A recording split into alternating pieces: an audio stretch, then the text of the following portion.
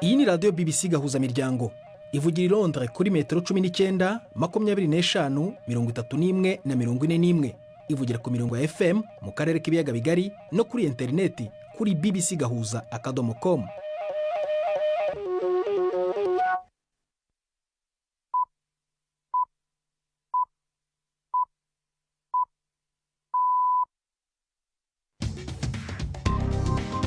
Ubu ni saa 10 n'igice ku isaha mpuzamahanga ya GMT, ni saa 12 n'igice ku masaha yo mu Rwanda no mu Burundi. Muri studio muri kumwe na Prudence Ngiyumva. Wiriwe hoteza amatwi BBC Gahuzamiryango aho uri hose ku isi, kaze kuri radio kuri bbcgahuza.com, kuri Facebook live mu buryo bw'amashusho no ku mirongo migufi ya shortwave. Dore ingingo z'ingenzi z'amakuru torambora mu kanya kuri uyu wa gatanu tariki ya 12 z'ukwa karindwi. Guverinoma ya Repubulika ya Demokarasi ya Kongo irasaba umuryango mpuzamahanga gufata imyanzuro yose ishoboka nyuma y'icyegeranyo cy'inzobere z'umuryango w'abibumbye. Turajya mu Rwanda, hateganyijwe amatora rusange kuwa mbere y'ibikorwa byo kwiyamamaza birazarangira ejo kuwa gatandatu. Mu Burundi ho bamwe mu barimyi bipamba mu kibaya cya Gihanga n'abahitwa Imbo baravuga ko babayeho mu buzima bubi kubera kudahembwa ku musaruro wabo. Hari n'ikiganiro cy'imikino nabaza muganga muri aya makuru ayobowe na Jacques Niyitegeka.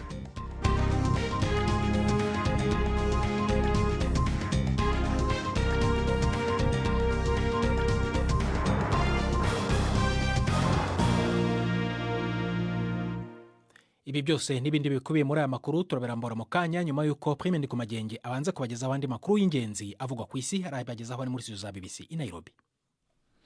Umukuru wa Kenya William Ruto yasubirije umukuru w'igipolisi yatanze imihoho inyuma y'amayinga y'imyerekano yiciwemwo abantu barenga 40. Joseph Kome yatanze imihoho umunsi umwe President Ruto yarayakuye abagize leta yiwe hafi bose. Haraheze indwi zibiri Ruto atangaje yuko ahevye integuro yiwe y'itegeko rigenga amafaranga leta ikoresha, avuga ko yumvise akamo ko kuryanka ari nako kwateye iyo myerekano. Mu nyuma yaciye amenyesha ingingo zitari nke zo kugabanya ivyo abanegura bavuga yuko ari sesagura rikorwa na leta yiwe. Muri izo ngingo harimwo kugara kompanyi za leta zirenga 40, kugabanya ca kabiri c'abajenama ba leta hamwe no gufuta amafaranga agenerwa ibiro vy'umugore w'umukuru w'igihugu. Abategetsi muri Nigeria bavuga yuko abantu benshi barimwo abana bivugwa ko bapfuye inyuma y'isenyuka ry'inzu y'ishure y'igorofa zibiri kuri uyu wa gatanu mu gitondo. Ibikorwa byo gutabara birabandanya mu gihe abari hafi baguma bumva induru y'abasemerera ngo babatabare munsi y'ibihomoka. Abavyeyi bivugwa yuko bagiye gufasha kurondera abana babo kuri iryo shure rya Saint Academy muri district ya Jos North. Ntivyashotse bimenyekana icateye isenyuka ry'iyo nzu, ariko ababa muri ako karere bavuga yuko vyabaye inyuma y'imisi 3 hagwa imvura nyinshi mu ntara ya Plateau. Mu gihe President Biden ari mu nzira aja mu ntara mahindagu mu gutora ya Michigan kugera yongera kariro mu bikorwa vyiwe vyo kwiyamamaza, abandi ba demokrate n'abatanga uburyo bamusavye kuva mwihiganwa. Umushinga amateka wa Colorado Brittany Peterson yamusavye guha umugambwe amahirwe ya mbere meza yo gutsinda Donald Trump. Ubu abashinga amateka n'abakenguza amateka b'aba demokrate barenze 20 bamusaba kuva mwihiganwa kuva agize ikiganiro cabaye akaga mu kwezi guheze. Bamwe mu baterera amafaranga yo kwiyamamaza bavuze yuko bazosokora miliyoni 90 z'amadolari bemeye hamwe Biden yoguma mwihiganwa. Hagataho ejo yarasubiye kwihenda mu kiganiro mu kuvuga President Putin w'Uburusiya aho yovuze wa Ukraine Volodymyr Zelensky, yongera avuga Trump aho yovuze icegera ciwe Kamala Harris. Abakuru b'ibihugu bicuditse na Amerika nk'Ubufaransa n'Ubwongereza barashigikiye Biden, ariko yaneguwe cyane mu Burusiya. Dmitry Peskov avugira umukuru w'Uburusiya. Kuba icyari kibazo cy'imbere muri Amerika kireba abatora b'abanyamerika twikita tureba, twaba turi mukuri tuvuze ko tubona bitumvikana ari imyitwarire idahwitse kuba umukuru w'igihugu yavuga amagambo y'agasuzuguro ku bakuru b'ibindi bihugu. Ndavuga amagambo kuri Perezida Putin. Kuri twe si ibintu byo kwihanganirwa, kandi ntitubona ko hari uburyo ubwo ari bwo bwose byaba biheshamo agaciro umukuru w'Amerika. Aya makuru mwumva na ya BBC. Sentere ntahinyuzwa muri Pakistan yemeye yuko umugambwe buwahoze ari umushiranganje wa mbere w'ico gihugu ubu afunzwe Imran Khan kuronka izindi ntebe mu nama nshingamateka ivyo bikaba bije kugabanura ububasha bwa leta ihasanzwe. Mu matora yo mu kwezi kwa kabiri abayoboke ba Kane nibo barushije abandi mu gutsindira intebe nyinshi, ariko umugwi ujejwe amatora wari wabahatiye kwitoza ku giti cabo. Hisunzwe iyo ngingo ya sentare, hafi intebe 20 zari zigenewe abagore n'inkehwa zizoca zihabwa uwo mugambwe PTI. Iyo ngingo ishobora gutuma mushikiranganje wa mbere Shehbaz Sharif atakaza ubwiganze bwa 2-3 mu nama nshingamateka ya Pakistan. Ivyo bikazotuma impinyanyuro z'ibwirizwa nshingiro yifuza zidashobora kurengana. Ubushinwa bwasavye bushimitse ko Philippine ivana ubwato bwayo bucungera imbibe mu kiboneka nk'akarere gashasha ivyo bihugu bipfa mu mazi y'ikiyaga kizwi nka Mer d'Ochine Meridionale canke South China Sea. Ivyo bihugu vyari bimaze guhangana akatari gake mu bindi bibanza mu mwaka uheze. Ni inkuru ya Mickey Bristow mwumva mwijuri ya Florentine Kwizera. Ubushinwa na Philippine vyari vyatatiye ku nkombe z'amazi ya St. Thomas na Scarborough, ubu naho bikaba bishobora guhangana hafi y'agatemeka kari mu mazi ka Sabina. Ubutegetsi bwa Manila bwahagaritse ubwato bw'intambara kuva mu kwezi kwa kane. Bwagiriza ubutegetsi bwa Beijing ko bwasambuye agatemeka k'ibihongo vya Corai bushaka kuhubaka izinga. Ubushinwa buvuga yuko buhafise uburenganzira budashobora kuvogerwa nubwo izo nkombe ziri ku birometero 140 uvuye ku mupaka w'amazinga ya Philippine. Kuri uyu wa gatanu bibuka imyaka 8 ishize sentare mpuzamakungu ishikirije urubanza gwemeza ko ivyo Ubushinwa buvuga yuko ari bwo bwegukira igice kinini c'ikiyaga ca South China atari vyo. Dangirize mu gihugu ca Polonia hinama nshingamateka yanse impinyanyuro z'amategeko zari kugabanya icaha co gukorora inda zari zazanywe nabo mu ruhande rwa politike rw'abagendera ku vyiyumviro vy'impinduka canke gauche ruserukiwe ku rugero rutoyi muri leta, zikaba zatsinzwe ku majwi 3 yonyene. Zarondera gukingira abaganga bafasha gukorora inda hamwe n'imiryango canke abagenzi b'abagore babafasha kubikora. Bene abo bantu ubu bashobora guhabwa igihano co gufungwa imyaka 3 canke imyaka 8 iyo umwana yarageze aho yoshobora kubaho atari mu nda ya nyina. Pologne yemerera umugore gukorora inda gusa iyo yasambanijwe ku nguvu canke agasambanywa n'uwo kizira mu muryango canke iyo amagara yiwe abangamiwe. Prudent. Urakoze Prime, ndiko magenge kuri makuru ya BBC.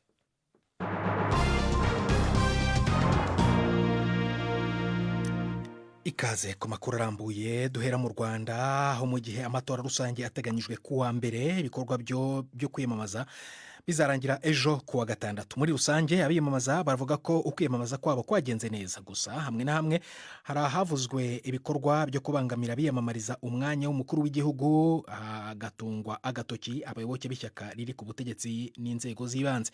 Mu bikorwa byo kwiyamamaza ku mukandida w'ishyaka riri ku butegetsi Paul Kagame ho hari ahavuzwe impfu z'abantu ziturutse ku muvundo nako kubera abantu benshi bitabira ibyo bikorwa byo kwiyamamaza. I Kigali ni inkuru ya Jean-Claude Mwambutse. Umukandida Frank Habineza watanzwe n'ishyaka riharanira demokarasi no kurengera ibidukikije avuga ko ibikorwa byo kwiyamamaza byagenze neza ugereranije nuko byagenze mu matora aheruka. Mu kiganiro yaraye haye abanyamakuru, Habineza yavuze ko mu turere hafi ya twose yakiriwe neza n'abayobozi batwo ndetse n'abaturage bitabira ku bwinshi ibikorwa bye byo kwiyamamaza. Gusa yanashyize mu majwi uturere 2 Akangoma na Rulindo, aho avuga ko inzego z'ubutegetsi zabangamiye bikomeye ibikorwa bye byo kwiyamamaza. Muri utu turere Habineza avuga ko yagiye ahura n'abamamaza ishyaka riri ku butegetsi kandi ari we wari wasabye uruhushya. Umukandida wigenga Philippe Mpayimana nawe avuga ko ibikorwa bye byo kwiyamamaza byagenze neza. Kuba abaturage batarabaye benshi bitabira ibikorwa bye, Mpayimana avuga ko ntacyo byamutwaye, ngo icy'ingenzi nuko atabangamiwe mu kwiyamamaza. We ntahamya ko azatsindira umwanya mukuru w'igihugu, ariko avuga ko abona zongera umubare w'amajwi ugereranije nayo yari yabonye mu matora aheruka. Ku mukandida w'ishyaka riri ku butegetsi Paul Kagame ho ibintu byose ni byiza nk'uko byemezwa n'imbaga yitabira ukwiyamamaza kwe. Abaturage bitabye ibikorane bye ari benshi cyane ku buryo hari naho bivugwa ko yagiye yegeranya abasaga 300,000. hamwe na hamwe ibi byatumye habaho umuvundo ndetse hakaba haravuzwe abagera kuri 4 bapfuye kubera gukandagirwa mu kivunge. Ishyaka riharanira ukwishyira ukizana kwa buri muntu PR iry'imibereho myiza y'abaturage PSD yahisemo kudatanga umukandida ku mwanya w'umukuru w'igihugu, asaba abayoboke bayo kuzatora Kagame. Gusa mu matora y'abadepite ho aya mashyaka yiyamamaje ukwayo. Bwa mbere umukandida wigenga yemerewe kwiyamamariza umwanya mu nteko ishinga amategeko. Janvier Nsengiyumva avuga ko kwiyamamaza wenyine bitoroshye kubera mikoro cyane, ariko akavuga ko yumva afite icyizere cyo kuzahiga amwe mu mashyaka. Jean Claude Mwambutsa, BBC Gahuzamiryango i Kigali. Tukiraho mu Rwanda kuri aya matora, ibikorwa byo kwiyamamaza rero bikaba birimbanyije mbere uko bihagarara ejo. Kimwe mu bintu bigaragara ko bitandukanya aya matora n'ayo mu myaka yashize ni ikoreshwa ry'imbuga nkoranyambaga mu buryo bukomeye, nk'uko mugenzi wacu Samba Cyuzuzo abivuga muri iyi nkuru. Ndishimye, iki kintu cya mbere numva ntegereje kuba nakora mu buzima bwanjye kikanshimisha, kuba nagira uruhare mu gutora umukuru w'igihugu. Nzaba numva ndi umuntu urenze kuko nzaba natoye. Mutoni Sylvia w'imyaka 20 ni umwe mu rubyiruko rugera kuri miliyoni 2 rugiye gutora bwa mbere mu Rwanda, aho abantu miliyoni 9 bose hamwe bazatora 42% n'urubyiruko, umubare munini wa mbere mu mateka y'amatora mu Rwanda. Mu bikorwa byo kwiyamamaza no gukangurira abanyarwanda amatora, ikintu kiri kwerekana itandukaniro n'amatora yabanje ni ikoreshwa ry'imbuga nkoranyambaga mu rubyiruko, nk'uko umusesenguzi wa politike Ismail Bukanan abivuga. Iyo tugiye nko kuri itangazamakuru rya social media ryariyongereye ku bwinshi, ariko ikindi nongeraho kuri ibyo ni umubare nkeka ko wiyongereye urubyiruko ruzatora muri kino gihe. Ari naho mvuga ngo uruhare rw'urubyiruko muri aya matora birakwereka urubyiruko ruri inyuma y'amashyaka, uburyo rutanga amatangazo, rutanga ubutumwa, bikwereka neza ko urubyiruko noneho rwarugize ibyabo. Komisiyo y'amatora yakoresheje imbuga nkoranyambaga n'imvugo urubyiruko rwiyumvamo mu gutangaza gahunda z'amatora. Ibi byatumye urubyiruko rwinjira mu bikorwa bya politike n'amatora kurusha mbere, nk'uko bivugwa na Eric Ndushabandi, umushakashatsi akaba n'impuguke muri politike. Ya miyoborere igira impact ku muntu ku giti cye barayibona, bafite imiyoboro digital space na social media zibafasha kureba ahandi uko bimeze, ibafasha kugira civic engagement na political engagement iri hejuru kuruta 2003 uko bigenda bizamuka. Mutoni Sylvia asanzwe akoresha cyane TikTok. Muri iki gihe cy'amatora ntabwo yacikanywe, kandi birimo kugaragara mu rubyiruko rwinshi mu Rwanda. Ngiye birimo kwera wenda social media ko kundi umuntu akora utuvideo kuri TikTok tw'indirimbo za trending nziza. Ikindi byaranamfashije kumenya niba natora, namvishe niho umenyera ko imyaka 18 nemerewe gutora kuzamura. Social media yaradufashije cyane kuri no nshuro kabisa. Social media yagize uruhare runini muri campaign. Amatora ateganyijwe kuwa mbere, aho bazatora perezida n'abagize inteko ishinga amategeko. Ku nshuro ya mbere mu Rwanda bazaba batorewe ku munsi umwe. Samba Cyuzuzo, BBC Gahuzamiryango i Kigali. Urakoze Samba. Imvo n'imvano rero ikazaba iri no kuri iyo nkuru y'amatora ateganyijwe mu cyumweru gitaha. Tukaba tugeze ku isa 11:42 muri studio za BBC London, ni saa 1:18 mu Rwanda no mu Burundi. Turacyari mu makuru yacu hano kuri BBC Gahuzamiryango, turagaruka mu kanyuma karuko gato cyane. Ndi Prudence Ngiyumva. BBC Gahuzamiryango Igoma ni kuri FM 93.8.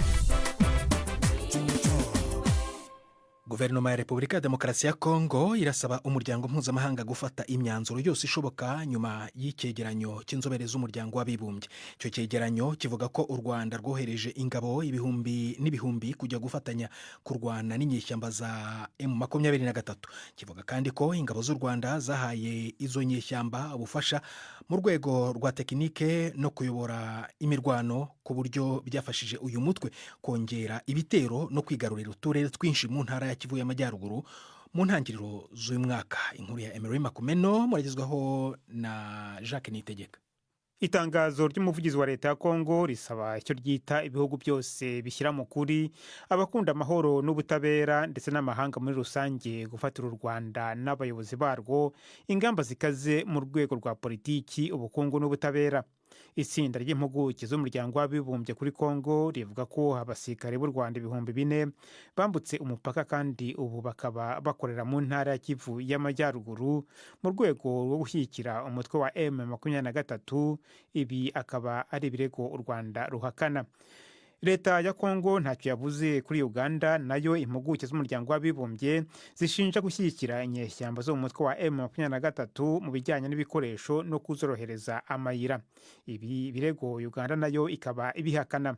Imirwano hagati y'abahanganye mu burasirazuba bwa kongo yatumye abantu batari munsi ya miliyoni 7 bava mu byabo kubera intambara. Kongo rero ikaba ari iya kabiri nyuma ya Sudani muri Afurika mu kugira abantu benshi bataye ibyabo kubera imirwano. Tujye mu Burundi aho bamwe mu barimyi b'ipamba mu kibaya cya Gihanga n'abahitwa Imbo bavuga ko babayeho mu buzima bubi kubera kudahemberwa umusaruro wabo. Aba bahinzi bemeza ko kugeza na n'ubu batarabona amafaranga y'ipamba bashoye mu mwaka ushize wa 2023, ibintu byabateye ubukene no kubaho mu buzima bubi baca inshuro. Abategetsi muri Minisiteri y'Ubuhinzi n'Ubworozi bemera iki kibazo, bakaba bavuga ko bari kugikurikirana. N'inkuru ya Gildas Ihundimpundu wagendeye abo barimyi mu ntara ya Cibitoke. Ushitse mu kiyaya cambaza Miduha ku mutumba Rukana komine Rugombo intara ya Cibitoke ugumuhura n'abarimyi bavuye gushwabura ipampa. Bamwe baba bagiremetse ku mutwe, abandi baboheye imizigo ku makinga. Akuya kaba kabarenze na rya turi mu gihe cici, izuba naryo rimenibwa gahanga. Umuruho uragaragara ku maso. Bagenda mu migwi atavugisha uwundi. Ubabonye wo kwibaza ko ingorane bafise arizo zonyene. Yamara bamwe barakwije amezi 12 batararonsa amafaranga y'ipampa bashoye mu mwaka uheze. Jane Nduwayo na Niyonsaba barihebuye. Tene kuvuga ibanda yeteze wanje ntizirahembwa amahera. Serutse bambwira ngo zarahembwe kandi zose zikwiye ko bakazimpaye. Bambwira ngo amahera ngo yarasohotse muga ntumenye umuntu yatwaye amahera wariyo. Ubundi azicanye aho nindi pampa ndagimbuye n'ubundi nzeshore na yambe ntarayaronka numva kari kibazo. Dushora mu kwezi kwindwi mu matariki nka 25 gutera ku 8 batangira guhemba ku mwisho uko 8 mu ntango z'uko 9 gushika uno munsi ro kuva muri uko ku 9 ariko guhembwa ku mwaka uheze hari abatararonswa ayo mahera yabo. Aba banyagihugu bavuga ko iyi ngorane yatumye bisanga mu buzima butoroshe. Nk'uyu mwaka kugira abanyeshuri basubire ku mashuri twinjiye amadeni, kugira umuntu aronka gahuzu arindiriye ko azokwishura muri ya mahera bazoduhemba twinjiye ideni. Rero nk'ubu tararonka urumva bashoboye no kumushira mu gasho kubera rya deni atararonka ngo agishure, kuko aguma amubwiye ati we nakubwiye ko nzoguha kwipampa ntibarampemba, none irindi tugira turishore amubwira ati kwipampa. Nubwa mbere haciye umwaka wose hakiri habarimye bipampa batarahembwa. Byo bavyatumwe n'itunganywa ribi ry'amafaranga hamwe nuko ishira hamwe kojeruko rirabika igiterwa njabuka amazi riherutse gutunganya ingene igikorwa cyo guhemba kigenda. Kare ngo catunganywa n'amakoperative y'abarimyi ubwabo. Ngubu kojeruko ryazanye abakontabule bataza abarimyi b'ukuri ngo bituma amafaranga amwe ahabwa batari bo. Samuel w'imyaka 60 ishavuliraniga. Twarabaje none byavuye kuki ko twebwe kumbure twabikora kandi tutize kandi bikagenda neza. Mwebwe kumesha bakontabule bize baminuje. Mwahombye gute ni mudusigure ko mwahombye bagaca baza kubiduta ko twebwe ngo mwebwe nk'abakoperative ngo mufishe ngo nyene ngo munyudura nk'abanywanyi baje wewe wogira wowe wafashije ukanyura kaza kumwiba. Ico nicyo kitubabaza kandi nicyo dusaba ko ngo dufasha kugira ngo n'ubundi twebwe amakoperative twiyegerera umunzani nitwe tumenya uwashoye n'utashoye wariwe. None muri rusangi umurimyi w'ipampa bayeho gute? Felix amaze imyaka ririma. Umurimyi w'ipampa bayeho akenye ashomereye mbere ndetse n'inzara iriko kubera yuko udufaranga baduhereza ku kilo ni dukeya cyane. Ku kilo batugurira amajana 9. Igitenge cy'umugore nta kirimwo n'ipataro y'umuntu w'umugabo nta irimo, udukoresho tw'abana urumva nta turimo. Emwe nukuri nta kigenda kabisa. Twasaba yuko botwongera amafaranga bahora batugurira ko bakaduza igiciro bakaduha nk'ibihumbi nka 2 basi. Ikibagiwe cyoco nta ninzu wo kubaka mu ipamba. Mu kiganiro abashikiranganje bagiranye n'abamenyesha makuru hamwe n'abanyagihugu kwigenekerezo rya 2028 ruheshe umwaka, umushikiranganje w'uburimyi Prosper Dodiko yamenyesheje ko ingorane zose z'abarimyi b'ipampa azizi.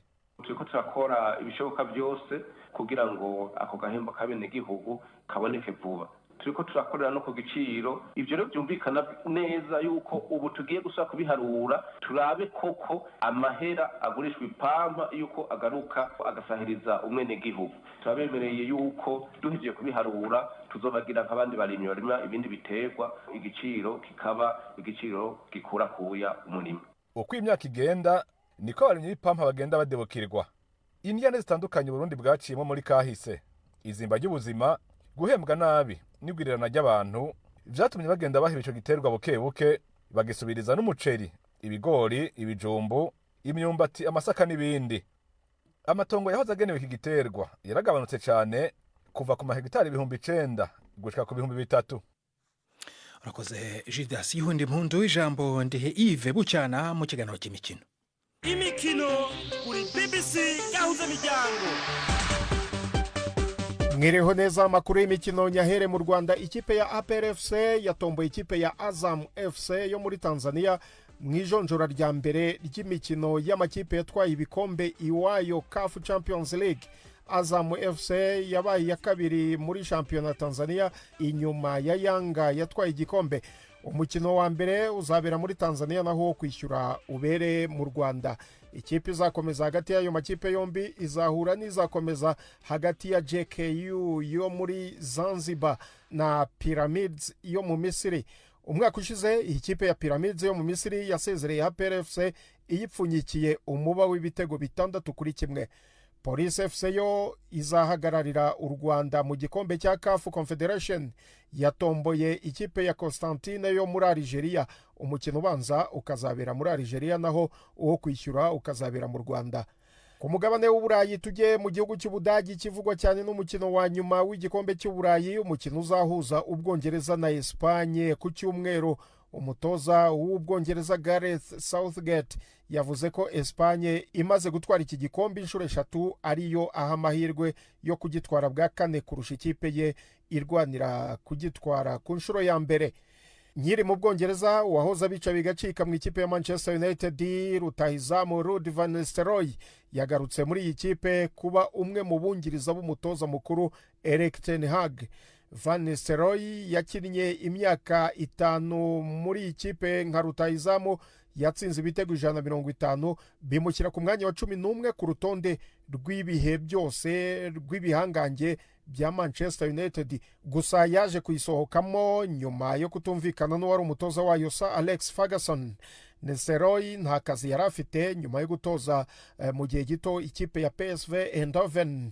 Muri United yasanzemo undi mutoza wungirije Rene Heck w'imyaka 48 y'amavuko, nawe uri mu bungirije Ten Hag. Rene Heck yatozaga ikipe ya Go Ahead Eagles yo mu Buholandi. Nahansoreje amakuru y'imikino Gendi Yves Bucyana. Imikino y'ubwoko bwose.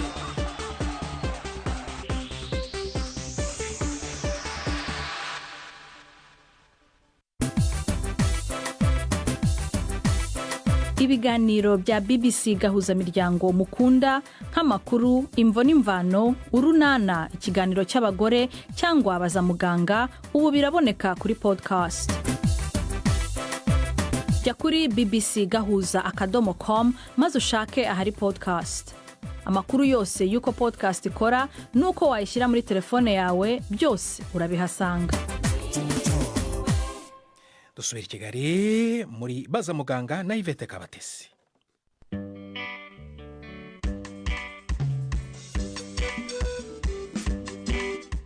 Mwiriho neza. Cholecystite ni uburwayi bufata agasabo k'indurwe cyangwa vésicule biliaire bugatuma kabyimba. Muganga Cyril Sembana aradusobanurira kuri iyi ndwara.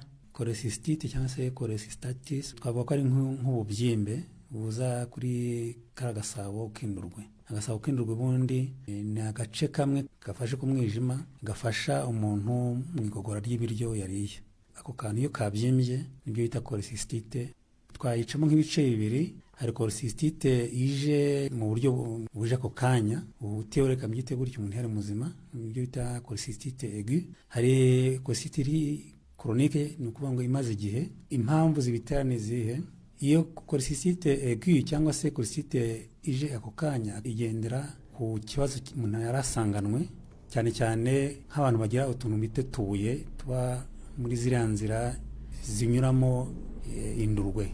Agasabo k'indurwe iyo kamaze kuvubura indurwe kugira ngo igere mu rura ruto, iyo ndurwe ituma umuntu ibyo yariye cyane cyane birimo ibinure bisa naho bisebwa cyangwa se bicagagurwa mu duce dutoya dushobora kwinjira mu maraso tukagirira umuntu akamaro. Utwo tuntu rero iyo tutagenda neza mu nzira nyayo yabugenewe ya miyoboro, hari igihe dusa n'utwirundanya tukazabyara ikintu bita calcul cyangwa se lithiasis utuntu tw'utubuye utwo tubuye tukasa naho dufunga za nzira. Iyo tumaze gufunga za nzira hahandi twafashe hasa naho umubiri usa n'uwivumbura hakabyimba, nibyo bita cholecystite. Iyo ari chronique no kuvuga ngo bishobora guterwa n'indwara runaka zimenyerewe nk'ibyo bita hepatite z'igihe kirekire, nazo zishobora gutera agasabo k'indurwe kakaba kabyimba nako kubera ko ari igice kinuza cy'umwijima. N'izindi ndwara zishobora gutera ibyo bita anemi, ni uburyo uturemangingo tugize amaraso dusa naho dushwanyaguzwa n'indwara runaka, noneho byatinda bikazatuma noneho ibintu bita bilirubine byavuyemo biba bigomba gusohoka, tukunda kubisanga mu gasabo k'indurwe. Iyo byirundanyije bishobora kubyara akantu k'akabuye bikazabyara noneho cholecystite muri bwa buryo twavuze mbere. Muga ubwo gasabo iyo kabyimbye kuri indwara umuntu ashobora kubabara agira ibihe bimenyetso bundi. Agasabo k'indurwe ubundi navuze ko kaba mu mwijima. Umwijima uba mu gice cy'iburyo kunda munsi y'urubavu. Umuntu rero iyo agasabo k'indurwe kabyimbye arababara, icyo ari ikimenyetso cya mbere. Ikindi kimenyetso iyo kabyimbye ashobora kugira umuriro, agagira isesemi cyangwa akaba yaruba. Ibyo ni ibimenyetso bigaragara umurwayi yumva. Ariko iyo bitinze bitavuwe kagasabo k'indurwe gashobora kugeraho noneho hahandi habyimbye hakaba hapfa agashwanyuka, ibirimo imbere bikaba byasohoka inyuma, umuntu akaba yagira icyo bita peritonite. Icyo gihe biba bikiri mu gasabo k'indurwe biba byagiye mu nda yose, ikaba yarwara, akaba hazamo n'amashyira. Ikindi wenda twavuga ni uko za mikorobi zishobora no kugera mu maraso, bikaba byatera icyo bita sepsis cyangwa se septicemie. Ni indwara ishobora kwica umuntu iyo batayivuye. Muga ikindi umuntu ashobora kwibaza ati se ni abantu bose bashobora gufatwa n'iyi ndwara ya cholecystite cyangwa se kubyimba kw'agasabo k'indurwe? Ubundi mu ndurwe harimo ibice binyuranye, harimo indurwe igizwe n'icyo bita cholesterol. Cholesterol ni ibintu by'inure. Ubwo rero abantu bagira umubyibuho munini niyo twavuga ko bashobora kugira twatuye, kuko cholesterol iyo yirundanyije niyo ibyara cyane cyane utubuye. Ariko n'abantu batabyibushye kubera bya bibazo twavuze nabo bashobora kugira icyo kibazo. None se iravurwa muga? Biravurwa bitewe n'aho bigeze. Ubundi iyo ari agasabo k'indurwe katarwaye karimo utubuye gusa, akenshi ari utubuye dutoya utanga imiti isanzwe gusa, niba ari ububabare ugatanga imiti y'ububabare gusa. Ariko ari agasabo k'indurwe kahagamye kubera ububabare umurwayi afite no kwirinda za ngaruka zishobora kuza nyuma, bashobora kubaga umurwayi bakakuramo cyangwa bakarusha bwa buryo bugezweho bwo kubaga badafunguye inda bita serioscopy, uburyo mbese bakuramo twatubuye mu buryo bworoshye badafunguye inda. Ariko iyo byageze ku buryo agasabo k'inda katangiye kuba inflammé cyangwa se kabyimbye, bashobora gufungura inda bakagakuramo umurwayi agakira. Binteye kwibaza ubwo se iyo gasabo k'indurwe kavuyemwo akazi kakoraga mu mubiri bigenda gute? Agasabo k'indurwe gafatanye n'uwo muyoboro uva mu mwijima none ukabyara undi muyoboro ugana mu mara. Hari igiciro kimwe cy'indurwe kigenda kikabikwa mu gasabo k'indurwe, hari n'ikindi gice gikomeza kikaba cyagera mu mara kidaciye mu gasabo k'indurwe. Iyo agasabo k'indurwe rero bagakuyemo, cya gice bundi kimanuka kidaca mu gasabo k'indurwe kirakomeza kigakora nta kibazo. Muga hari uburyo se umuntu ashobora kwirinda uku kubyimba k'agasabo k'indurwe? Ibintu byose bituma umuntu abyibuha agira ibinure byinshi bishobora gutuma byazatera cya kibazo cya twatubuye. Ibyiza no gufata indyo ituma umuntu ataba munini cyane, cyangwa se kwirinda za ndwara twavuze zishobora gutuma bwa urumenyengo bw'amaraso busa naho bushwenyaguzwa n'iyo ndwara bita anemi. Za ndwara zitera anemi nazo no kuzirinda, kuko twabonye ko rimwe na rimwe kuri 20% ishobora kuba zatera twatubuye. Muganga Cyril Semana watubwiraga ku burwayi butuma agasabo k'indurwe kabyimba. Ni naha rero dusoreje, muramuke neza. Urakoze Yvette Kabatesi na muganga Cyril Semana mwaganiraga. Ni namwe mutujeje ku musozo w'ibiganiro byacu byo kuri uyu wa gatanu gusa rimwe aribwo gitangirana natwe. Wamenye ko guverinoma ya Repubulika ya Demokarasi ya Kongo isaba umuryango mpuzamahanga gufata imyanzuro yose ishoboka nyuma y'icyegeranyo cy'inzobere z'umuryango w'abibumbye gishinja u Rwanda gutera inkunga umutwe w'abarwanyi muri Repubulika ya Demokarasi ya Kongo nyine ba M23 ibiregwa ariko u Rwanda rwamye ruhakana. Aya makuru yarabowe na Jacques Niyitegeka. twafashijwe na Chris Lovelock kugira ngo amajwi akugereho ameze neza. Ejo kuwa gatandatu n'imvo n'imvano ku cyumweru n'urunana ibice bibiri byanyuzeho kuri iki cyumweru kuwa kabiri no kuwa kane. Wakoze guhita mu BBC gahuza miryango kuri uyu wa gatanu ndetse no muri iki cyumweru cyose. Uraharyana weekend nziza. Ndi Prudence Ngiyumva.